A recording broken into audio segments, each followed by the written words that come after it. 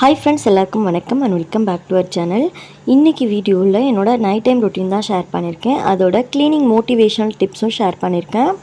Night டிஃபனுக்கு வந்து சப்பாத்தி, அது கூடவே ப்ரக்கோலி வந்து குருமா பண்ணலான் இருக்கேன். அதுக்கு வந்து நம்ம ப்ரக்கோலி வந்து கட் பண்ணி எடுத்துக்கலாம்.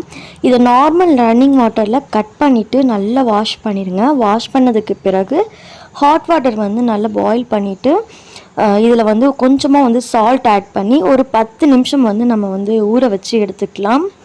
இப்போ வந்து ப்ரொக்கோலி வந்து சீசன் அப்படிங்கிறதெல்லாம் அடிக்கடி வந்து வீக்லி ஒன்ஸ் வந்து கண்டிப்பாக ப்ரொக்கோலி வச்சு ஏதாவது ஒரு ரெசிபி வந்து பண்ணுறேன். இதுக்கு தேவையானது வந்து பார்த்திங்கன்னா வெங்காயம், தக்காளி, அதுக்கப்புறம் வந்து பார்த்திங்கன்னா தேங்காய், இதெல்லாம் வந்து நம்ம ரெடி பண்ணி எடுத்து வச்சுக்கலாம். ஃபஸ்ட்டு வந்து நம்ம வந்து தேங்காய் பேஸ்ட் வந்து ரெடி பண்ணிக்கலாம். இதுக்கு வந்து 4 ஸ்பூன் அளவுக்கு தேங்காய், அதுக்கப்புறம் வந்து 10 போல் வந்து முந்திரி எடுத்திருக்கேன், அதையும் சேர்த்துக்கலாம். முந்திரி உங்ககிட்ட இல்லை அப்படின்னா ஒரு 2 ஸ்பூன் அளவுக்கு பொட்டுக்கடலை சேர்த்துக்குங்க. சேர்த்துட்டு 1 ஸ்பூன் வந்து சோம்பு, இதெல்லாம் ஆட் பண்ணிவிட்டு ஒரு நல்ல ஒரு ஸ்மூத் பேஸ்ட்டுக்காக வந்து அரைச்சி எடுத்துக்கலாம். குருமா பண்ணுறதுக்கு ஒரு 3 ஸ்பூன் அளவுக்கு ஆயில் ஆட் பண்ணிவிட்டு ஆயில் நல்லா ஹீட் ஆனதுக்கு பிறகு இதில் வந்து ஒரு பிரிஞ்சி இலை, பட்டை, கிராம்பு, ஏலக்காய் இதெல்லாம் ஆட் பண்ணிக்கோங்க. இதோட ஃப்ளேவர்லாம் இறங்கினதுக்கு பிறகு இதில் வந்து நம்ம வெங்காயம் எடுத்துக்கலாம். நான் வந்து வெங்காயம் வந்து ஒரே ஒரு வெங்காயம் தான் எடுத்திருக்கேன். கொஞ்சமாக சால்ட் ஆட் பண்ணிவிட்டு வெங்காயத்தை வந்து வதக்கிக்கலாம். வெங்காயம் வதங்கினதுக்கப்புறம் இதில் வந்து தக்காளி ஆட் பண்ணிக்கலாம். நான் 2 பெரிய சைஸ் தக்காளி எடுத்திருக்கேன். அதை வந்து நல்லா வந்து வதக்கிக்கலாம். அப்படி இல்லை அப்படின்னா நீங்கள் மிக்ஸி ஜாரில் வந்துட்டு பேஸ்ட்டாக கூட நீங்கள் அரைச்சிட்டு இதில் வந்து ஆட் பண்ணிக்கோங்க.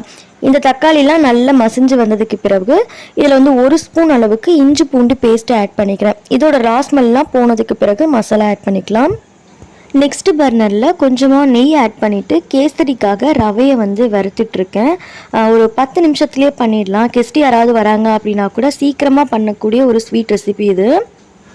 இஞ்சி பூண்டு பேஸ்ட்டோட ராஸ்மெல்லாம் போனதுக்கு பிற்பாடு இதில் கொஞ்சமாக வந்து மஞ்சள் தூள், ஜீரகத்தூள் வந்து ஒரு 1/2 ஸ்பூன் அளவுக்கு ஆட் பண்ணிக்கோங்க. மல்லித்தூள் வந்து 3/4 டீஸ்பூன் அளவுக்கு ஆட் பண்ணியிருக்கேன். அதே மாதிரி மிளகாய்த்தூள் வந்து 1 ஸ்பூன் அளவுக்கு ஆட் பண்ணியிருக்கேன். உங்கள் காரத்துக்கு ஏற்ப நீங்கள் வந்து அட்ஜஸ்ட் பண்ணிக்கோங்க.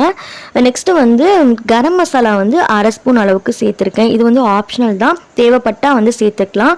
சேர்த்துட்டு இதோட ராஸ்மெல்லாம் போகிற அளவுக்கு ஒரு 2 நிமிஷம் வந்து மீடியம் ஃப்ளேமில் வச்சு வதக்கிக்கலாம். இதோட ராஸ்மெல்லாம் போனதுக்கப்புறம் நம்ம வந்து அரைச்சி வச்சுருக்க பேஸ்ட்டை வந்து இதில் ஆட் பண்ணிக்கலாம்.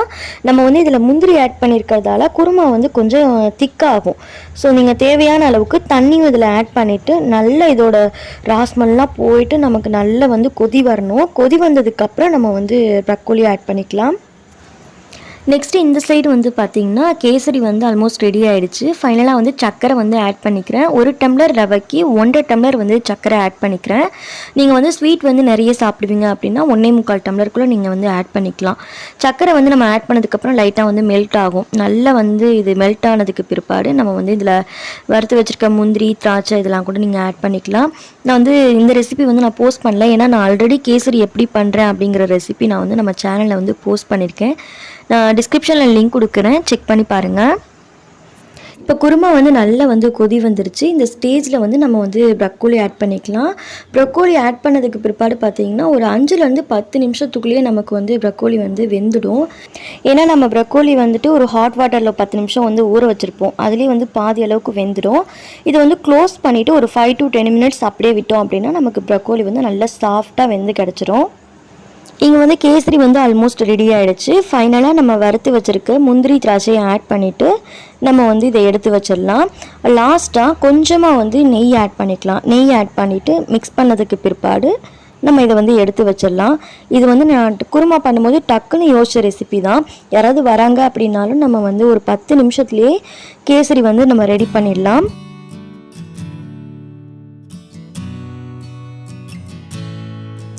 ப்ரக்கோலியும் வந்து நல்லா வந்து வெந்துடுச்சு. ஃபைனலாக வந்து நம்ம கொத்தமல்லி ஆட் பண்ணிவிட்டு நம்ம வந்து சர்வ் பண்ண வேண்டியது தான்.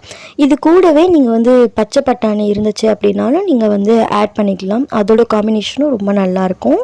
லாஸ்ட்டாக வந்து சப்பாத்தி மட்டும் போட்டு எடுத்துட்டேன் அப்படின்னா நைட்டுக்கு வந்து டின்னரும் வந்து ரெடி ஆகிடும். டெய்லி வந்து பார்த்திங்கன்னா நார்மலாக இட்லி, தோசை இந்த மாதிரியே தான் வந்து ட்ரை பண்ணுறது. வீக்லி ட்வைஸ் மட்டும் இது மாதிரி கொஞ்சம் டிஃப்ரெண்ட்டாக வந்து ட்ரை பண்ண வேண்டியது. எப்போவுமே இந்த மாதிரி பண்ணுவீங்க அப்படின்னு கேட்டால் கண்டிப்பாக கிடையாது. வீக்லி ஒரு நாள் மட்டும் டிஃப்ரெண்ட்டாக ஏதாவது நம்ம பிடிச்ச மாதிரி நம்ம வந்து சமைச்சு சாப்பிட்லாம். இந்த சப்பாத்திக்கு வந்து ப்ரக்கோலி குருமா ரொம்ப நல்லா இருந்தது. இது நம்ம ப்ரக்கோலி வச்சு மசாலா அதுக்கப்புறம் வந்து கிரேவி கூட பண்ணலாம். எப்படி பண்ணுறதுங்கிற வீடியோவும் தனியாக வந்து நான் போஸ்ட் பண்ணியிருக்கேன்.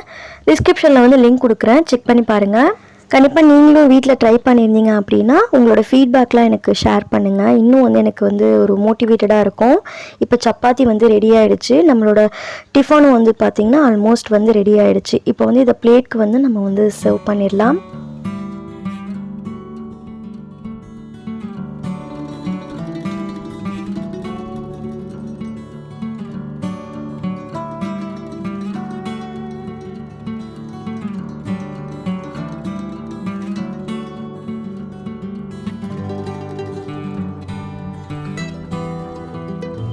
சாப்பிட்டதுக்கப்புறம் நெக்ஸ்ட்டு ஒர்க் வந்து பார்த்திங்கன்னா கிச்சன் வந்து க்ளீன் பண்ணுறது தான்.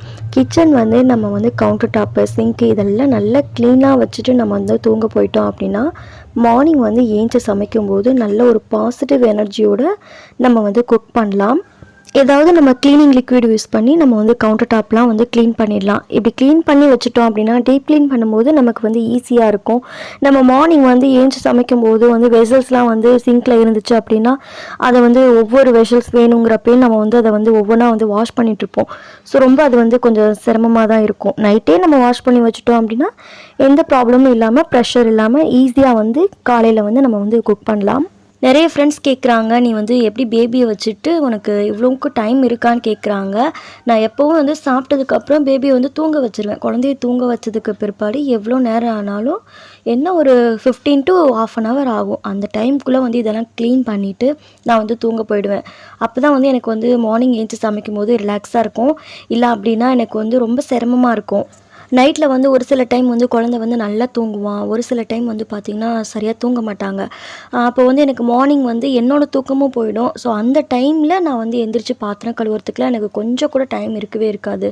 ஸோ அதனால் நான் சிம்பிளாக வந்து சமைப்பேன். ஒரு சில டைம் வந்து சமைக்கிறதுக்கு கூட டைம் பத்தாத மாதிரிலாம் இருக்கும். ஸோ நைட்டே வந்து நம்ம ஈஸியாக எல்லா ஒர்க்கையும் முடிச்சுட்டு நம்ம வந்து ரிலாக்ஸாக வந்து நம்ம வந்து தூங்க போகலாம். கிச்சனில் நான் ஃபாலோ பண்ணுற ஒரே ஒரு டிப் பார்த்திங்கன்னா சிங்கில் எப்பவும் பாத்திரம் இல்லாமல் மெயின்டைன் பண்ணுறது தான். எப்போ பாத்திரம் இருந்தாலும் அதை வந்து வாஷ் பண்ணிடுது. ஒரு நாளைக்கு மினிமம் 4லேருந்து 6 டைமாவது வாஷ் பண்ணிடுவேன். கொஞ்சம் கூட அதில் பாத்திரம் இல்லாத அளவுக்கு அதை வந்து நான் வந்து பார்த்துப்பேன். சிங்கில் நல்லா க்ளீன் பண்ணிவிட்டு கையோடு வந்து பார்த்திங்கன்னா அதையும் நல்லா வாஷ் பண்ணிடுவேன். வாஷ் பண்ணிவிட்டு நான் வந்து தூங்க போயிடுவேன்.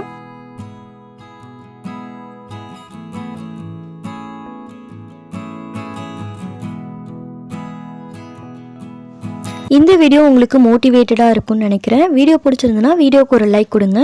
இப்போ தான் என்னோடய சேனலை ஃபஸ்ட் டைம் பார்க்குறீங்க அப்படின்னா மறக்காமல் சப்ஸ்கிரைப் பண்ணுங்கள். இன்னொரு இன்ட்ரெஸ்டிங்கான வீடியோவில் பார்க்கலாம். தேங்க்ஸ் ஃபார் வாட்சிங். தேங்க்யூ.